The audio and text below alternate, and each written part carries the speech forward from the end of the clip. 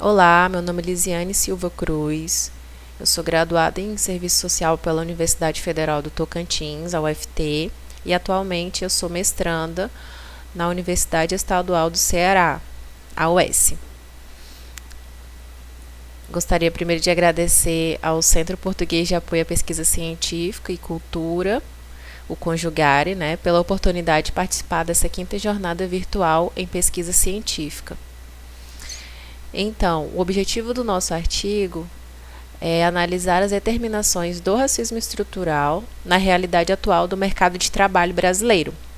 Então, a gente utiliza como metodologia, o nosso método é o materialismo histórico dialético, e além disso, utilizamos como categorias analíticas a raça, classe e gênero para compreender essa realidade brasileira.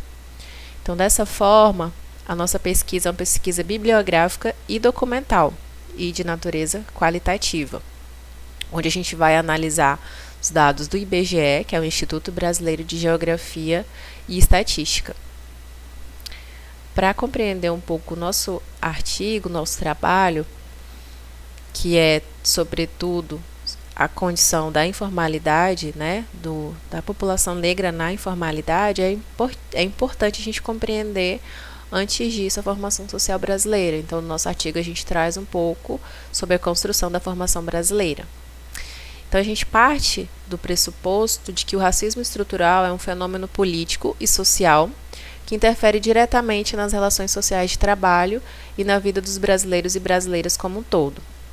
Então, desse modo, para compreendermos a nossa realidade atual, precisamos antes analisar a formação social brasileira. Assim, é necessário compreendermos que a colonização do Brasil é fruto do desenvolvimento do capitalismo na expansão de monopólios e de exploração.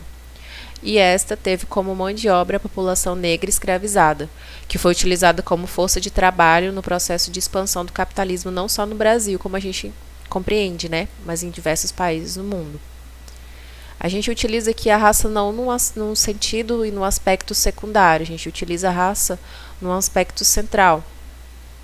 Nessa perspectiva, é de fundamental importância tratar a formação social do país, considerando a composição da nossa classe, da nossa classe social, e entendendo as determinações das relações sociais a partir do Brasil colônia.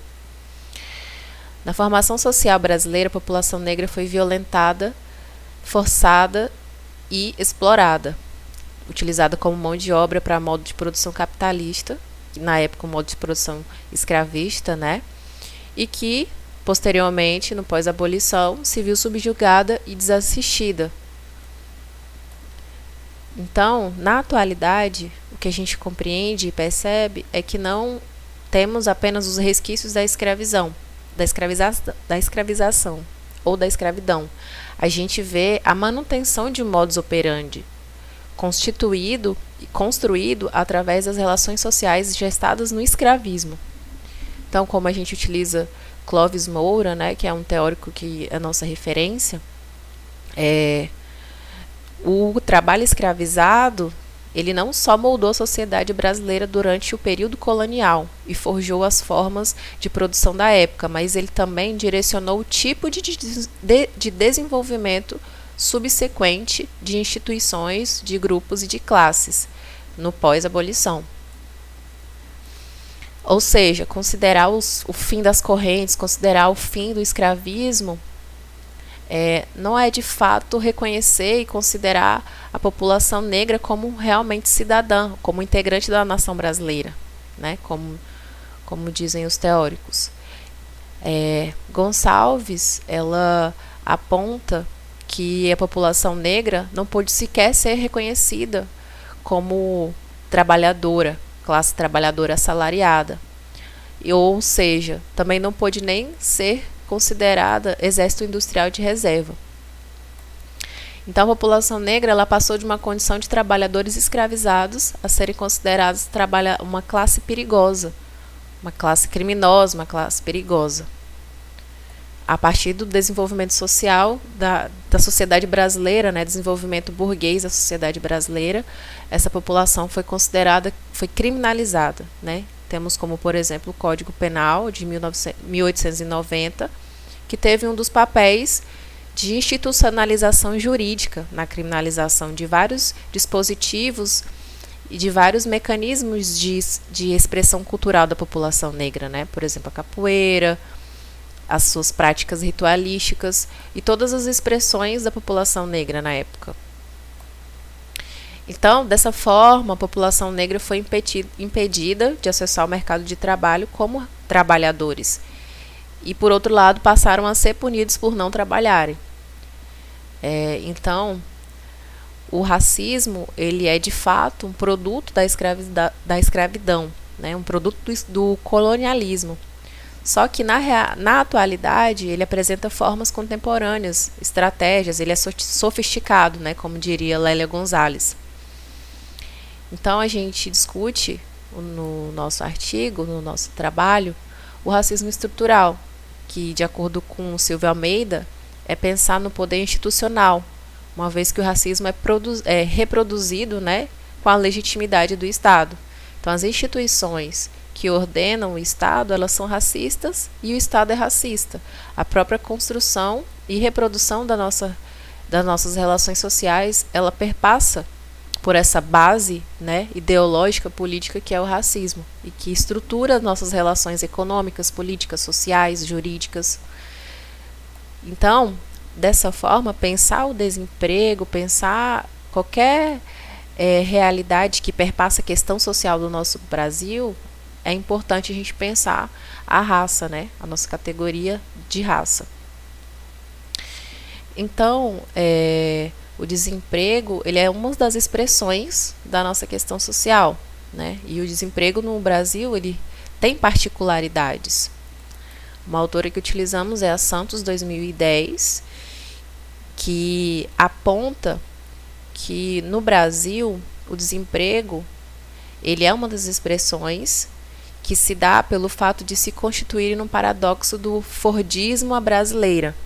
Ou seja, ao contrário do que ocorria em outros países, a precariedade, a flexibilidade no Brasil, ela ela faz parte do modo de formação do Brasil, né, de um capitalismo dependente.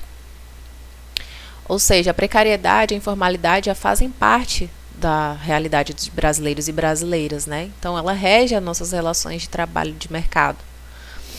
Então, o desemprego, a precarização são, sem dúvida, situações preocupantes da realidade brasileira. E o acirramento desses fenômenos na atualidade, né, ele desperta insegurança e medo na nossa população. Um medo, uma insegurança. No entanto, a Santos ela aponta que no Brasil, no pós-crise de 1970, né, uma crise que trouxe vários reflexos para a nossa realidade, para vários países, o desemprego ele não é um fruto da reestruturação produtiva, ele também compreende, né, mas não é só a partir desse fenômeno. Para ela,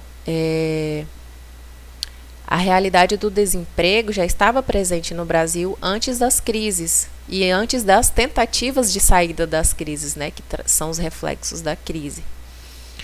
Ou seja, a crise trouxe acirramentos ao contexto do trabalho no Brasil, mas ela não produziu a precariedade ou a flexibilidade, né? Então, na atualidade, pensar que a realidade nossa atual, em dados, a gente considera o nosso grupo né, o nosso foco é a informalidade. Então, esse grupo ele é composto por trabalhadores e trabalhadoras informais, né, compreendido de pessoas empregadas no setor privado, empregos domésticos, sem carteira assinada, ou trabalhadores e empregadores que não possuem registro CNPJ, e trabalhadores por conta própria. Então, segundo o IBGE, em 2019, 39,3 milhões de pessoas no Brasil, ou seja, cerca de 41,6% da população, trabalhava sem carteira assinada. Então, dentro desse estudo também, cerca de 47,4% desse total correspondia a pessoas negras, ou seja, pessoas pretas e pardas, né, que é o que compreende o IBGE, o que entende o IBGE. Enquanto a população branca era de 34,5% de pessoas na informalidade. Então, outra pesquisa do IBGE em 2021 aponta que as regiões, né, que possuem mais informalidade, um percentual maior de informalidade no Brasil, são as regiões Norte e Nordeste. E no ranking do primeiro, segundo e terceiro lugar está o Pará, com 62,2% de pessoas na informalidade, o Amazonas, com 59,6%, e o Maranhão, em terceiro, com 59,3%. Então, a gente visualiza que essa população que está na margem, né, que está na informalidade, empregos precários, sem direitos, né, é importante compreender que essa informalidade também está diretamente relacionada a não ter direitos trabalhistas. Então, essa população ela é majoritariamente a população negra, né, que se encontra nesses trabalhos informais e trabalhos precarizados, justamente por não ser compreendido como uma classe que requer direitos, que requer direitos trabalhistas e ser considerado uma classe assalariada de fato, né? E quando está em determinados espaços de assalariamento com direitos, na maioria das vezes ainda possui um valor muito abaixo, um salário muito abaixo do que as outras pessoas brancas. Então, é nesse sentido que o nosso trabalho tenta seguir, né, apontando esses caminhos e apontando essas percepções da informalidade no Brasil. Mais uma vez, considerando a raça como um elemento fundamental para compreender essa realidade brasileira, né, que a gente possui.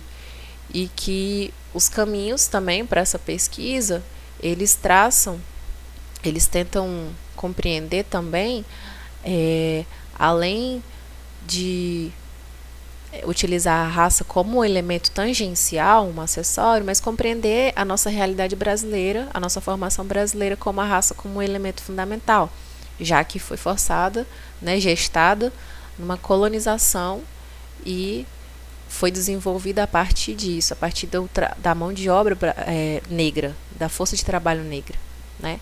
Então, o nosso trabalho é esse. Mais uma vez, queria agradecer, né, a Conjugária pela oportunidade, e é isso. Fico à disposição para qualquer dúvida e estou aí.